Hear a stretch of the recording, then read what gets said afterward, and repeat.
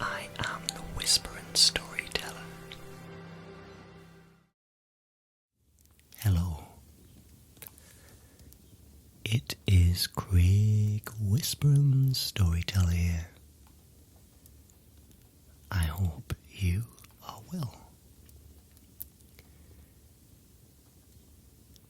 Today we are going to talk all about our favourite festive movies. And I'm going to give you a number of facts about some of the classics that we watch year after year after year after year. So are you comfortable? Are you lying down or relaxing? And we will begin.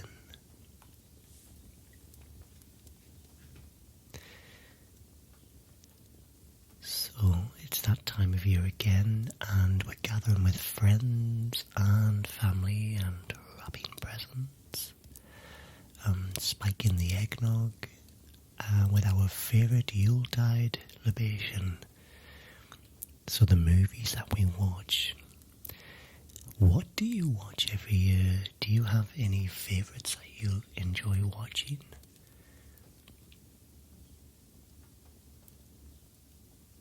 We will begin with a great hit, number one, a great fact.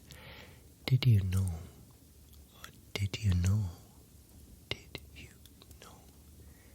that It's a Wonderful Life was a box office bomb?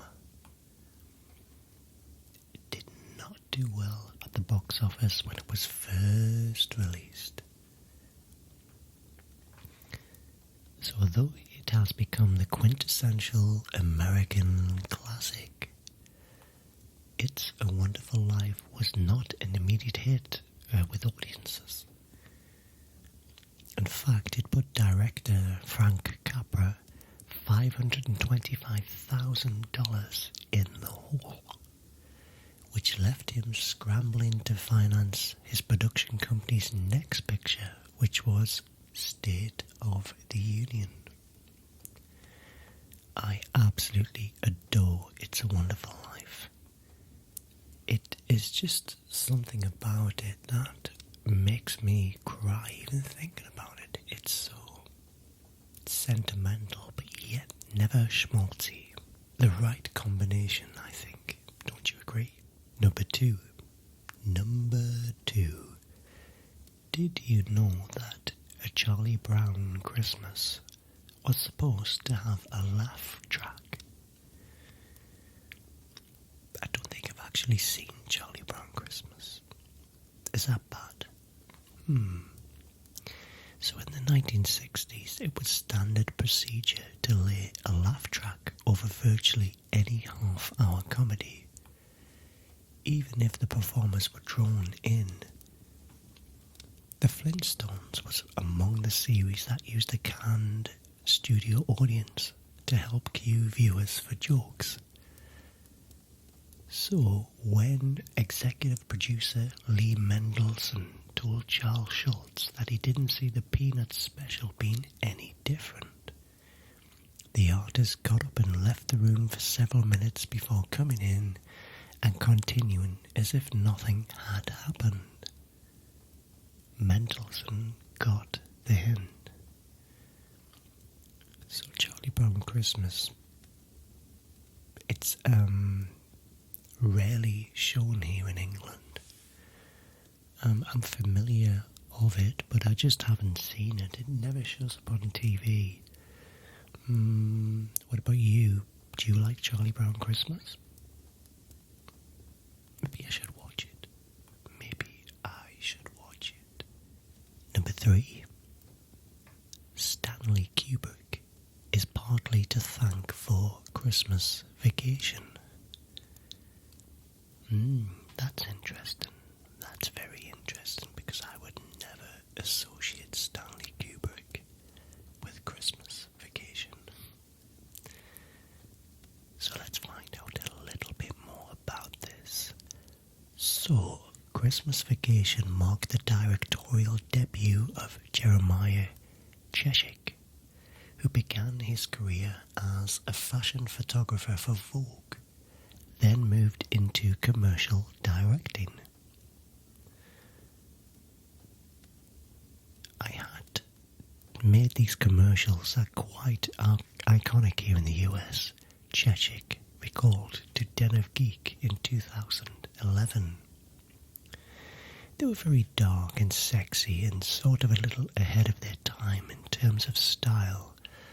So what happened was they gained the notice of Stanley Kubrick, who mentioned them in his favourite American filmmaking, ironically in a New York Times article. It didn't take long for Cheshik's phone to start ringing and the studios to start sending him scripts. And the script that really piqued his interest was America's Christmas Vacation. And he said the reason is I'd never done any comedy ever. So he wasn't directly involved, but it was just that he actually helped him to get on the ladder just by mentioning him in that article. Number four. Did you know that Natalie Wood still believed in Santa Claus when she filmed A Miracle on 34th Street? Now, Natalie Wood was 8 years old while filming Miracle on 34th Street, and I still vaguely believed in Santa Claus, said Wood, as she recorded her biography written by Suzanne Finstad. I guess I had an inkling that maybe it wasn't so, but I really did think that Edmund Gwenn was Santa. Edmund Gwenn, of course, in the movie with her. I'd never seen him without his beard because he used to come in early in the morning and spend several hours putting on this wonderful beard and moustache. And at the end of the shoot, we had a set party and I saw this strange man without the beard, and I just couldn't get it together. And that is the original version of A Miracle on 34th Street. Number five.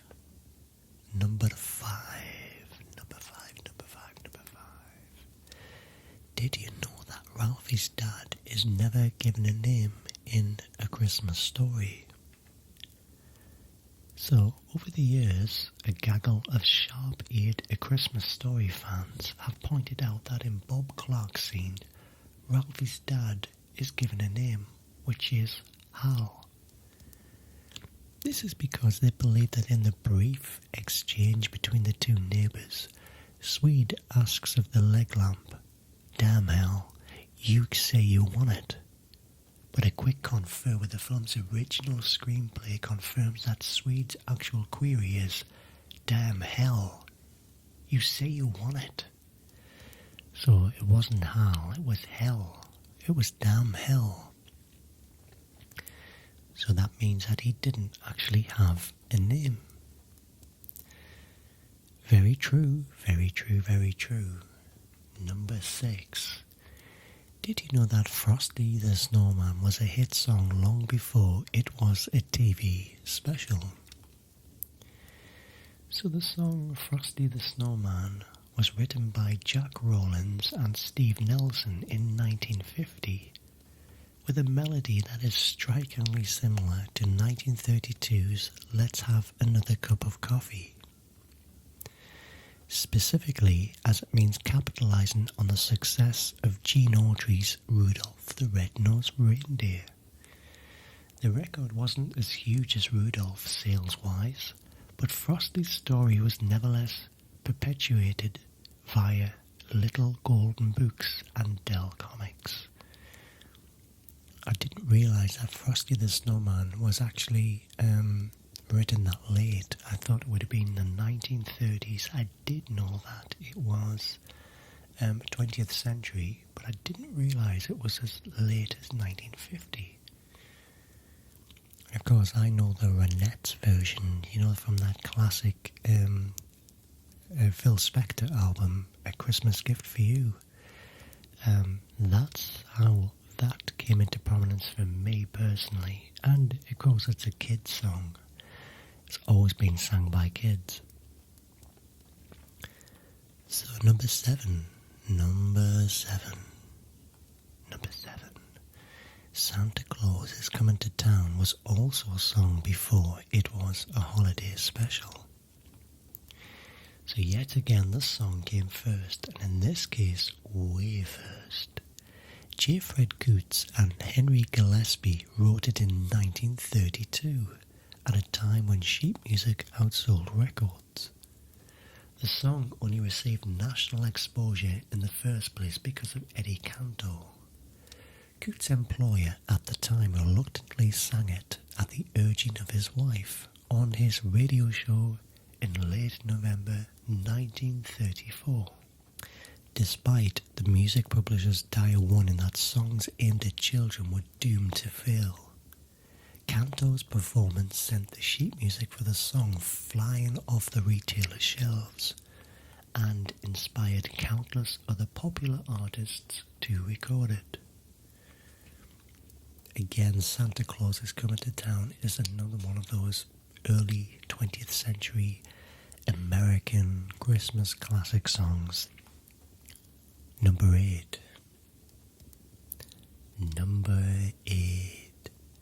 Gremlins was intended to be a lot darker than what it was.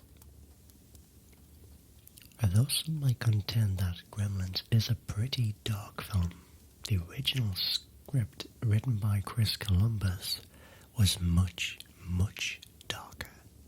Case in point, earlier scenes included the Gremlins eating Billy's dog, that's awful, and then decapitating his mum and throwing her head down the stairs.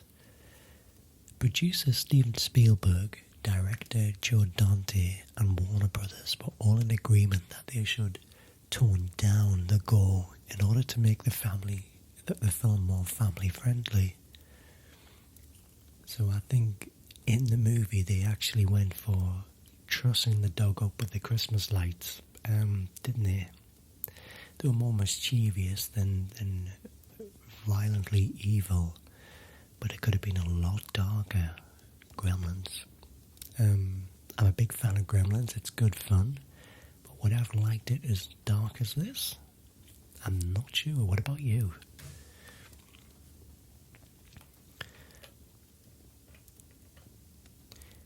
Number 9. Did you know that Bill Murray improvised a lot of his lines in Scrooged? In a 1988 interview with Philadelphia Daily News, director Richard Donner discussed Bill Murray's penchant for improvisation and described the experience of director Murray as follows. It's like standing on 42nd Street on Broadway and the lights are out and you're the traffic cop. So Murray is very, very hard to manage and a force of nature. That sounds about right. It sounds about right. The person that he always appears to be is very hard to keep under control. I quite believe that. Number 10. Bill Murray was actually the first choice to play Bad Santa. According to The Guardian, Murray was actually in the final negotiations to take the lead in Bad Santa until he dropped out to film Lost in Translation. Suffice to say, it was a win-win for both Murray and Billy Bob Thornton.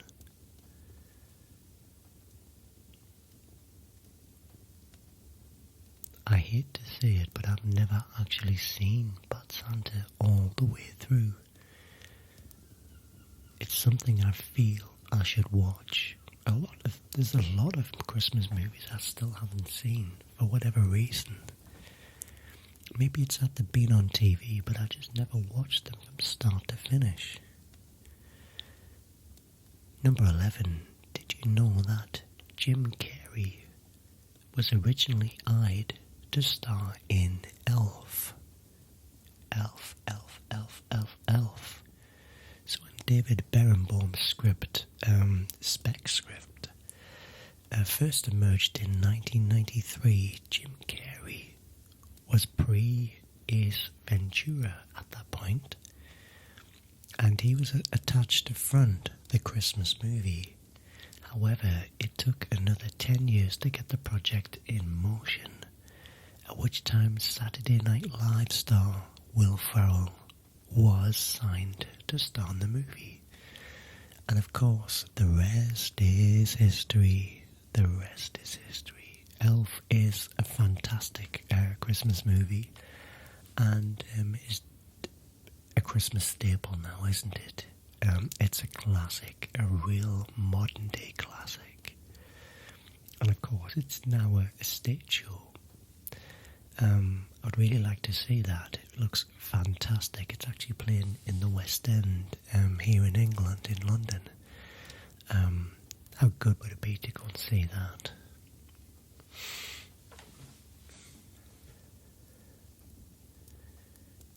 How are you enjoying it so far? Is it Christmassy enough for you? Isn't Christmas a great time of year? Number 12. Let's move on to number 12. Did you know that The Grinch Stole Christmas almost never happened? Okay, so whereas today's studios and production companies provide funding for projects of interest, television specials of the past like A Charlie Brown Christmas and How the Grinch Stole Christmas had to rely on company sponsorship in order to get it made. While A Charlie Brown Christmas found its financier in the form of Coca-Cola, How the Grinch Stole Christmas struggled to find a benefactor. So, with storyboards in hand, Chuck Jones pitched the story to 1 or 2 dozen potential sponsors: breakfast foods, candy companies, and the like, all without any luck.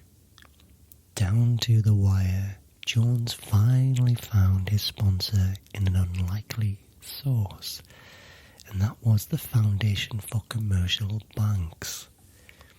I never thought that was very odd because of one of the great lines in there, which is when the Grinch says, "Perhaps Christmas doesn't come from a store."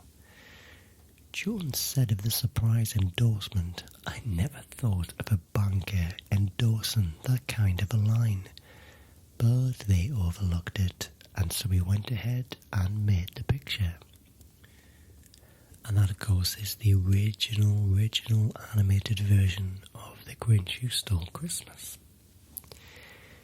Okay, number 13.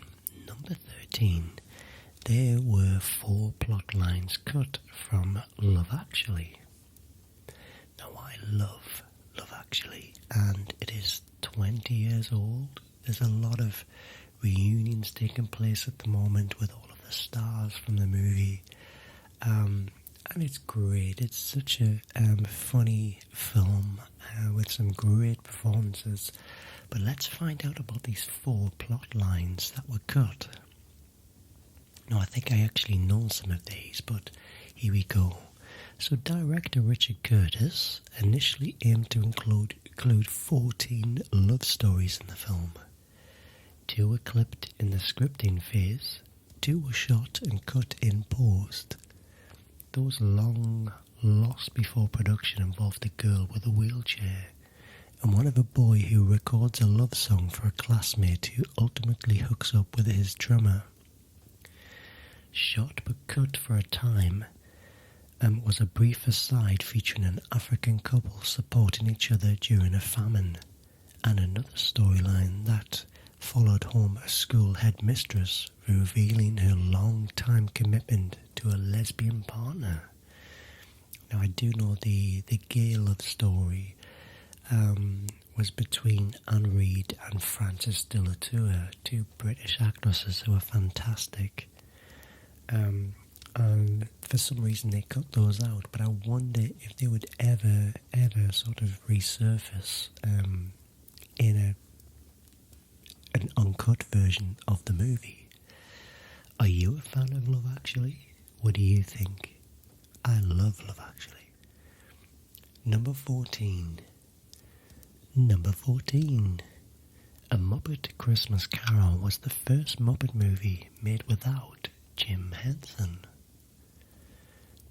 The man behind the Muppets passed away on the 16th of April 1990 at the age of 53.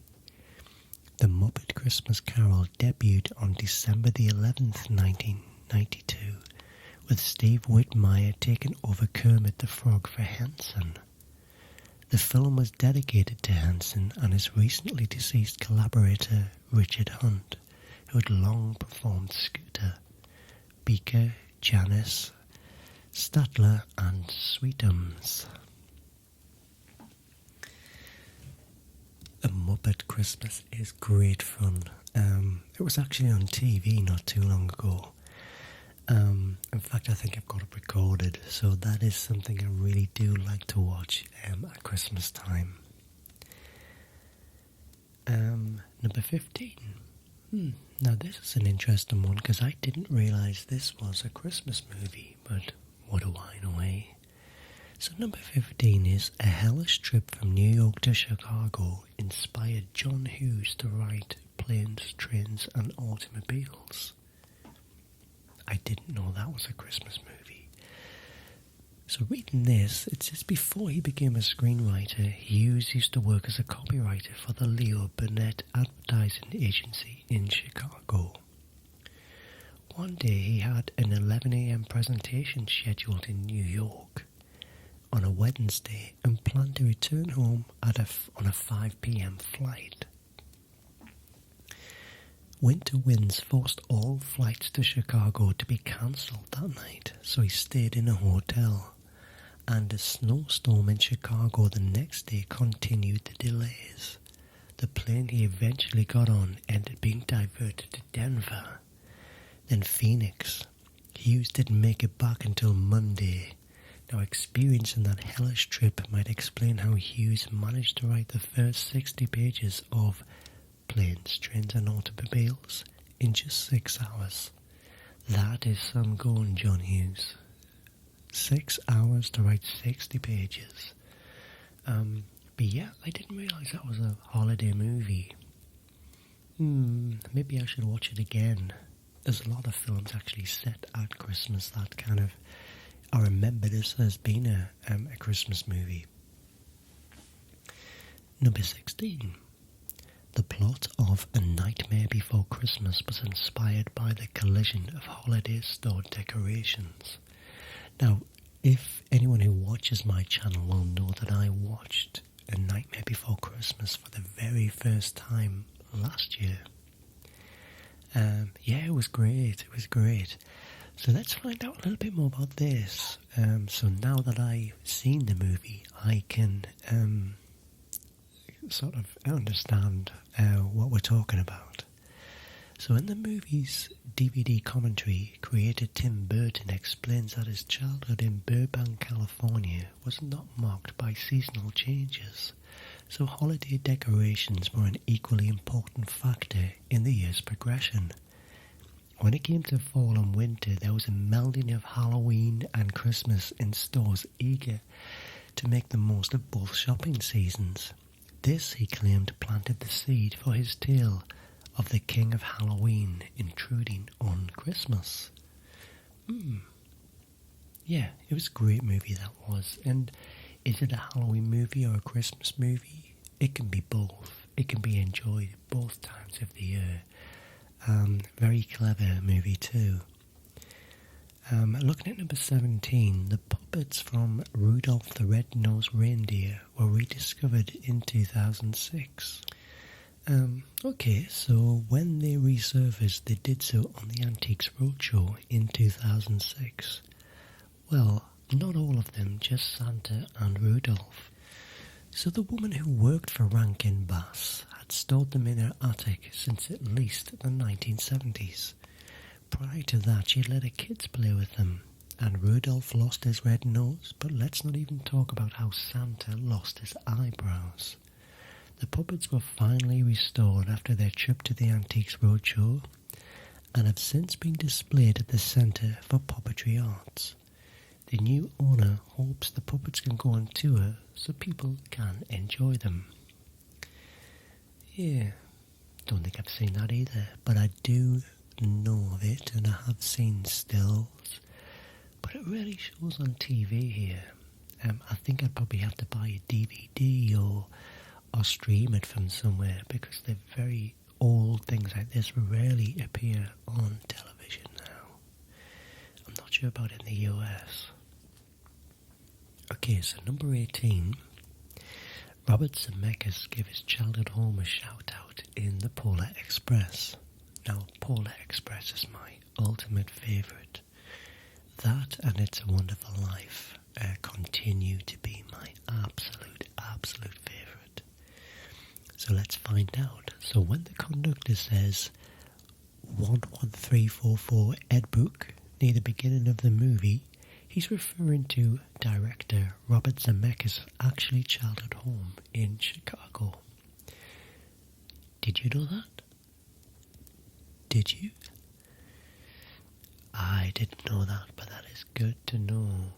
Very good to know. And I love that little nod to his own childhood.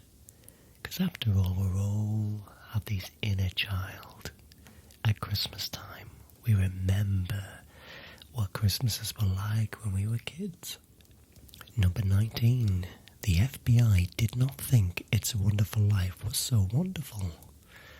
I wonder why. Let's have a look. So in 1947, the FBI issued a memo noting that the film is a potential communist infiltration to the motion picture industry, citing that it's a rather obvious attempts to discredit bankers by casting Lionel Barrymore as a Scrooge type, so he would be the most hated man in the picture. This, according to these sources, is a common trick used by communists. Really? Really? It's hard to believe that anyone would think that. Number 20. A Christmas Story got its science right. Well, Mythbusters tested whether it was really possible to get your tongue stuck on a piece of cold metal. And guess what? It is. So don't triple dog dare your best friend to try it. It does happen, apparently. I don't think I'll be trying that one. So number 21.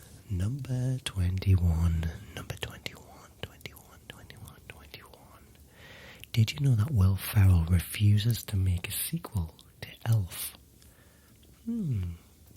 So although the comedian reprised his role as Ron Burgundy for Anchorman 2 The Legend Continues, he flat out rejected the possibility of bringing back Buddy, even though he was offered a reported $29 million.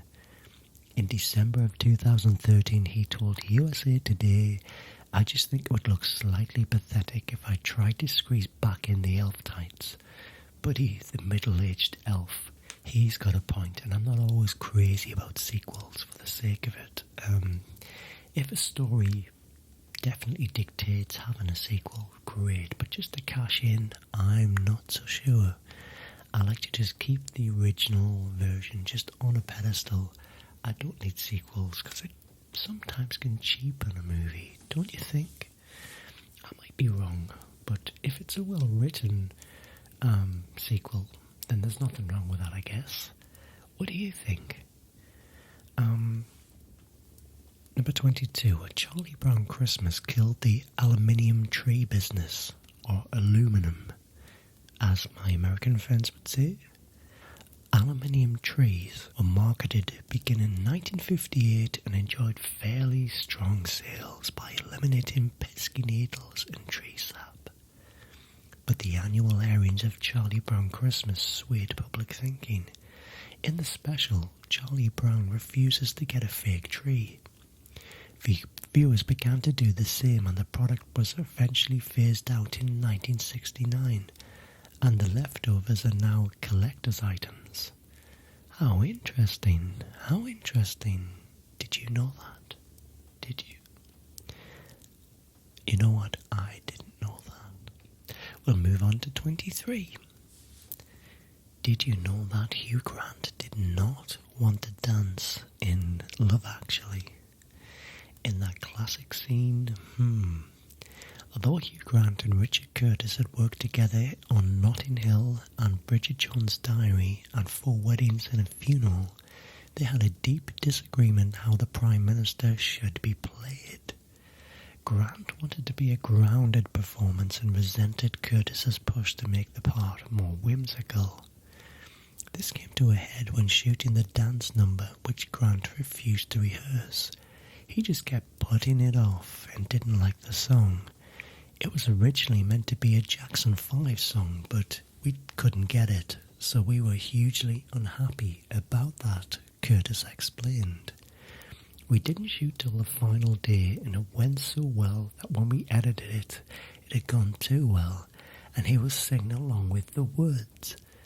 It was a tricky thing to cut, but the final result in the Girls Aloud cover of Jump for My Love speaks for itself, which is originally the Pointer Sisters. So I think that's a great scene, and I think Hugh Grant played it to perfection. Likeable, light-hearted. Had he played it too straight, it would have kind of affected the tone of the movie, don't you think? Number 24. Number 24. Richard Donner considers Scrooge the movie, where Bill Murray became an actor. So, although Scrooge is mainly a comedy, it concludes with Murray's character being a changed man, and has to deliver a rather dramatic speech in order to make his character transformation clear. But director Richard Donner told Philadelphia Daily News that they'd witnessed the pivotal scene was something much greater.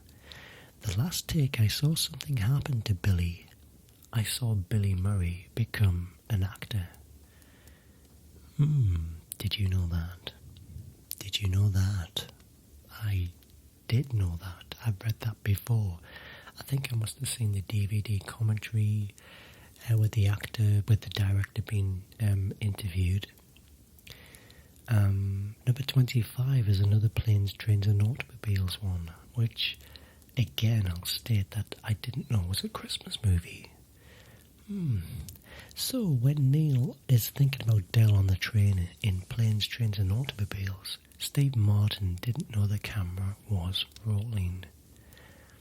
And to get some more information on that, in order to get the new ending he wanted, John Hughes and editor Paul Hirsch went back to look for footage they previously didn't think would be used. Hughes had kept the camera rolling between takes on the Chicago train, and without his lead's knowledge, while Martin was thinking about his next lines, Hughes thought Martin had a beautiful expression on his face in that unguarded moment. So that scene, which was in between takes, was used. Isn't that sweet? Isn't that great? Number 26. Number 26. Did you know that Gizmo and Stripe are the same creature at one point in the development of Gremlins? It was the suggestion of producer Steven Spielberg that Gizmo's role in the film grew. Originally, the cute little mogwai himself who transforms into Stripe the Gremlin.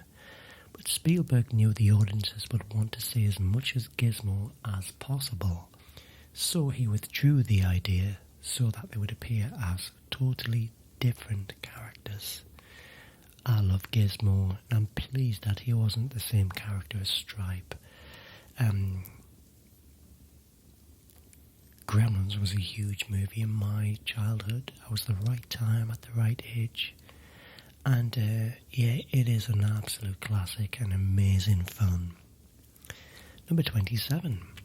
Did you know that the Grinch's green colour is inspired by a rental car? I didn't.